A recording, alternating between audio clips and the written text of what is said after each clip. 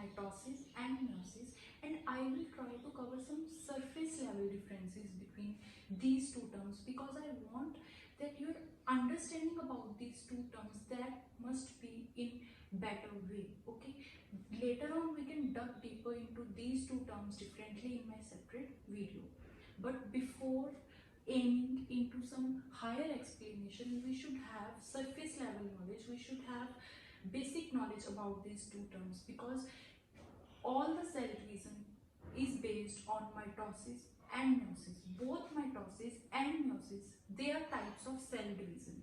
Cell division is a process in which cell divides, okay, to form multiple cells. And why this cell division occurs? This cell division is taking place because suppose if you got a cut or wound somewhere and you want to heal that area, so in that particular region there must be formation of cells, there must be cell division taking place in that area. Only then that particular region can heal. And other purpose can be, for example, you know that cell is having nucleus, and that nucleus carries all the genetic information, and in order to pass that genetic information to next generation, cell needs to divide. So these are some basic purposes that why cell division is occurring. Okay, cell division occurs by two ways. I already told you, one is mitosis and second one is meiosis. Okay, there were different scientists who gave different considerations or different point of views about these two terms. There was a scientist, Rudolf Virchow. Rudolf Virchow quoted that omnis cellula e cellule. This statement means that new cell originate from pre-existing cell by cell division. Okay, what does he mean by saying omnis cellula e cellule? This means that new cell will be formed from parental cell, and that new cell or daughter cell, both new cell and daughter cells are one and same thing. Okay, both the terms are same. The daughter cell formed from parental cell will exactly be identical to the parental cell. If parental cell is having 46 chromosomes, then the daughter cell formed from that parental cell, it will also have 46 chromosomes only. That is, if parental cell, suppose it is having 46 chromosomes, okay, then the new daughter cell formed from this parental cell, it will also have 46 chromosomes only. That is, this daughter cell will exactly be identical to this parental cell in every aspect, be it the chromosome number, any number of organelles. Okay, in every aspect it will be identical to parental cell, and this statement was omnis cellula e cellule. But then there was a group of scientists, say Boveri, Sutton, okay, they said different thing. They said that in some cells of our body, in few cells, okay, prior to cell division, there will be reduction in number of chromosomes. That is, if parental cell is having 46 chromosomes, then the daughter cell, which will be formed from this parental cell, it will not have 46 chromosomes. It will have half the number of chromosomes which are present in parental cell. That is, it will have 23 chromosomes. So reductional division will take place. Okay, so every scientist, they gave their different point of views about mitosis and meiosis. But before understanding that what is the main difference between mitosis and meiosis, we should know that what is the purpose of mitosis and what is the purpose of meiosis. Okay, we should know about their purposes differently. Mitosis generally takes place in those cells which requires equational division. Equational division means that if parental cell has 46 chromosomes, the new daughter cell which is being formed from this parental cell, it also must have 46 chromosomes. Let us take example of skin cells. We know that skin cells are being formed every day. They need to be formed every day. They need to be rejuvenated every day, right? And hence, if my previous old skin cell is having skin cell, okay, we are talking about skin cell. cell, say it is having 46 chromosomes. Why I am taking 46 chromosomes again and again? Because it is the most easiest example to take. 46 chromosomes are present in human being. Okay, and I am taking example of human beings here. Suppose previous old skin cell is having 46 chromosomes. Then the new skin cell which is formed from this parental cell, it should also have 46 chromosomes, right? This cannot happen that old cell is having 46 chromosomes and the new one will have 23 chromosomes. Can this happen? Because if this starts to happen, every skin cell will tend to have different number of chromosomes. But this cannot happen because organism cannot be hybrid of different skin cells having different number of chromosomes. So chromosome number needs to be constant, right? So mitosis will take place only in those cells which requires the number of chromosomes to be constant. Not only skin cells, if we take example of plants, tip of plant, that is shoot apex, tip of whole shoot or stem of plant that grows continuously, right? And if that is growing continuously, it means in that region cells are being formed continuously, and all those cells, they will have chromosome number constant. Say particular parental plant cell is having 20 chromosomes, then the new cell formed from that parental old cell, that is daughter cell, that also must have 23 or 24, the number which I told you earlier. Okay, there cannot be difference in number of chromosomes, because if this starts to happen, if the difference in number of chromosomes starts to take place, whole plant will be hybrid, right? So mitosis is basically equational division which tends to keep number of chromosomes formed in new cell to be same, to be constant. However, if we talk about meiosis, okay, meiosis takes place in those cells in which chromosome number needs to be reduced to half. Half means if my previous cell is having, let's say, 2n number of chromosomes, then new cell formed via meiosis will have n number of chromosomes. Okay, so meiosis will take place only in those cells which requires that chromosome number must be reduced to half.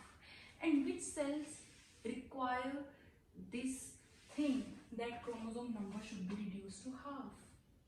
Only sex cells require this thing. Sex cells, or you can also say germ cells. Okay, why I am saying that germ cells, they require that chromosome number should be reduced to half in them? See, germ cells are the cells that produce basically gametes. Okay, gametes are of two types: egg in women and sperms in male, right? Suppose this is the parental cell of father and this is the parental cell of mother, and I am taking case of human beings, so I will take 46 chromosomes every time. Okay, this father cell is having 46 chromosomes and mother's cell is also having 46 chromosomes.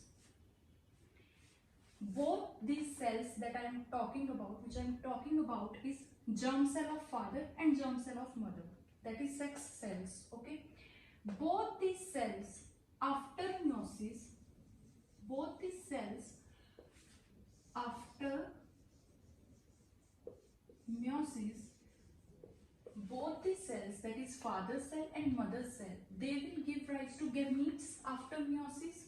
Gamete in case of father is sperm and in case of mother it is egg. If meiosis is taking place, chromosome number will be reduced to half, that is 23 in sperm cell and 23 in egg cell. Both sperm and egg, they are also the types of cell. Okay, that is why this is cell division. Okay, that is why meiosis is also a type of cell division. father cell is giving rise to a cell which is called as sperm, mother cell is giving rise to some other cell which is called as egg. But as these both germ cells are dividing by meiosis, chromosome number is being reduced to half. The offspring which is formed by fertilization of the sperm and egg, ultimately we know that sperm and egg, they will fertilize. And offspring which is formed after fertilization of the sperm and egg, it will have 23 plus 23, 46 number of chromosomes, right? And this, which is exactly the same number of chromosomes as present in father and mother's parental cell, right? So our original number of chromosomes in offspring is regenerated or restored, you can say. But suppose this cell of father and this cell of mother, this does not divide by meiosis, okay? This starts to divide by mitosis. Just assume, okay, this is just an assumption, this is not a true case. Suppose this starts to divide by mitosis. We know that mitosis is equational division. So the number of chromosomes in sperm will be 46 and number of chromosomes in egg, that will also be 46, because these cells, these germ cells, they are dividing by mitosis now, not meiosis. When they will fertilize, the new offspring formed, it will have 46 plus 46. How many chromosomes it will have? It will have 46 plus 46, 12, 92. It will have 92 number of chromosomes, right? So the offspring which is formed is now having 92 chromosomes, which is double the number of chromosomes present in father or mother. So this offspring formed is having totally new number of chromosomes. And is this possible that offspring or child is having chromosome number different as the number present in father or mother? This is not possible, because if chromosome number will change, a new species will be formed. It will not be human being anymore. It will be then some kind, it will be some plant or animal, because every species has different chromosome number and that chromosome number remains to be constant in that species. If human beings are having 43 chromosomes, every human being will have to, must have 46 chromosomes only. And if a certain plant is having 20 chromosomes, then that all the plants of that species, they must have 20 chromosome number only. They cannot have 19 or 21. So chromosome number, that has to be constant in particular species, otherwise it will lead to formation of some different, entirely different species, okay? So if mitosis is occurring, my chromosome number changes in offspring, right? It is no more constant. So that is why I told you that during the formation of gametes in germ cells, division takes place by meiosis and not by mitosis. So meiosis takes place in those cells which have requirement that yes, after division I want that my chromosome number should be reduced to half, okay? Because if here meiosis didn't occur, then our chromosome number, that can't be restored. It will exceed. If it is having 46 chromosomes and if it divides by mitosis, it will start to attain 92 chromosomes. Okay, number will start to exceed and it will lead to formation of some entirely different species. So meiosis takes place only in those cells where we want that yes, chromosome number needs to be restored, and however mitosis takes place in those cells where we want that chromosome number should be constant. For example, skin cells. If skin cell divides by mitosis, it will form new skin cell which will also have 46 chromosomes only. The major difference between mitosis and meiosis is that mitosis takes place in those cells constant after cell division.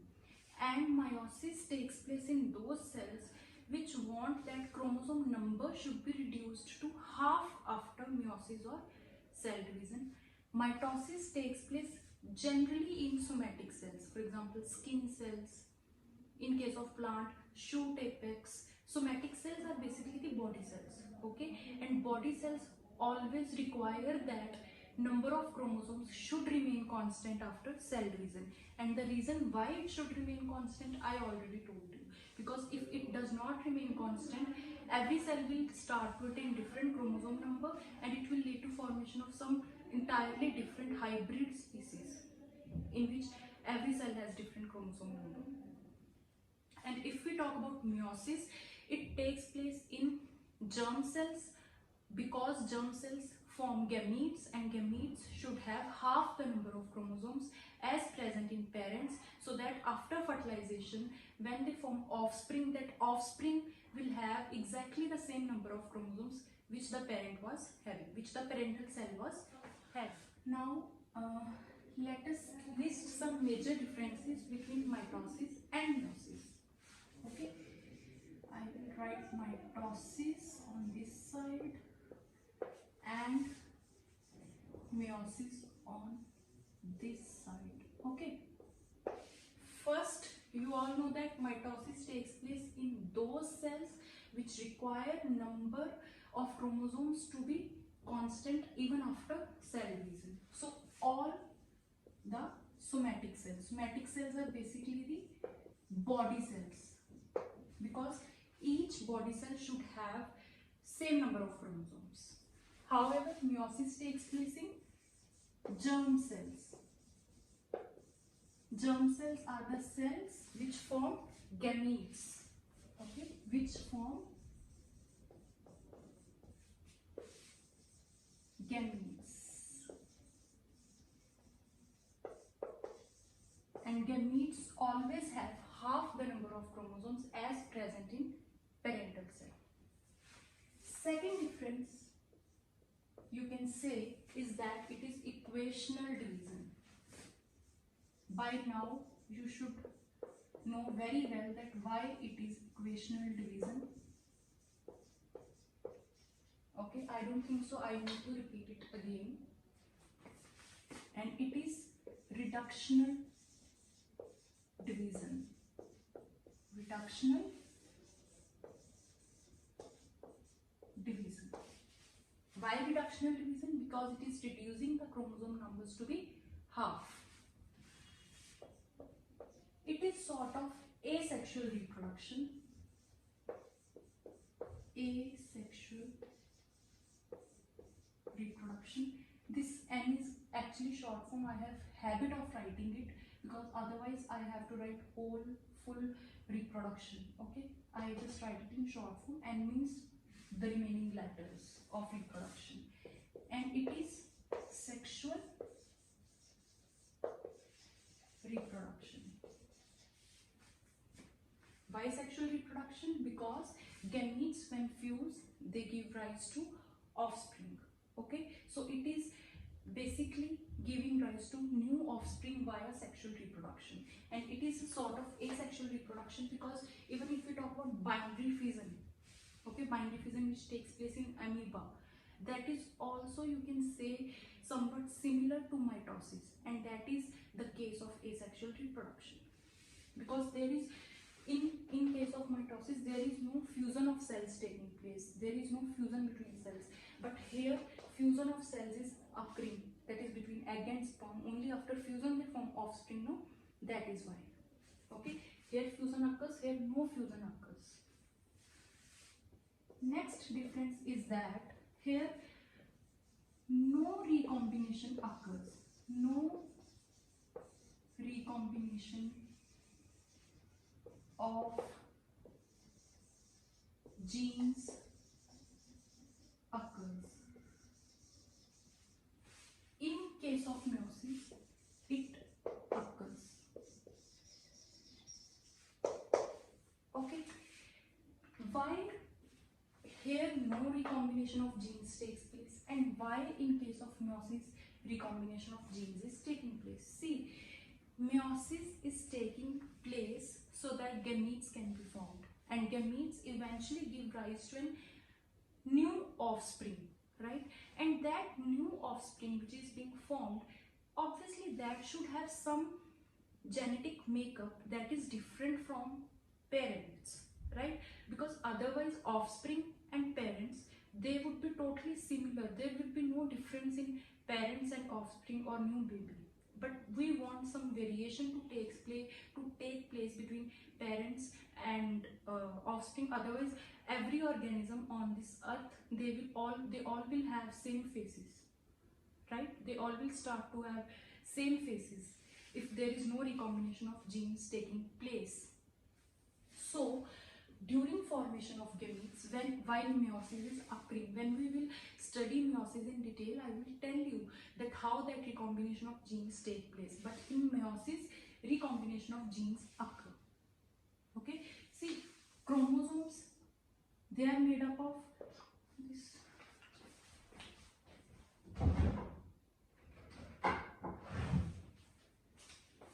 See, the chromosomes, they are made up of DNA